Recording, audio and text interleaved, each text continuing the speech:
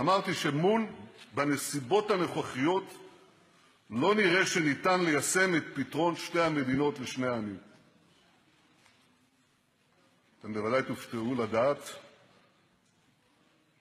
או להיזכר שגם אז התנפלתם עליי בשצף קצף. והנה בתחילת השבוע, ביום ראשון, נפל דבר. חברי תנועת מפלגת העבודה קבעו שלא ניתן לממש את הסדר שתי המדינות לשני העמים במצב הנוכחי. זה נשמע לכם מוכר? בוקר טוב, בוז'י. אני שמח שהתעוררת.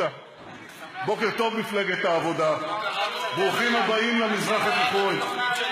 השעון המעורר צלצל, ואולי סוף סוף אתם מתחילים להבין איפה אנחנו חיים. לא רק שלא הקדמתם לראות את הנולד, לא רק שלא הקדמתם לראות את הנולד, עכשיו אתם, איך אומר זאת, האחרונים לזהות את המציאות.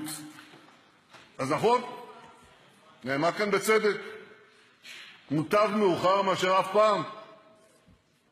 אבל איך אפשר לסמוך על שיקול הדעת שלכם להתמודד עם האיומים סביבנו, כשאתם מבינים מה קורה פה רק באיחור של שנים? קודם תקפתם אותי, ועכשיו אתם מאמצים את מה שטענתי.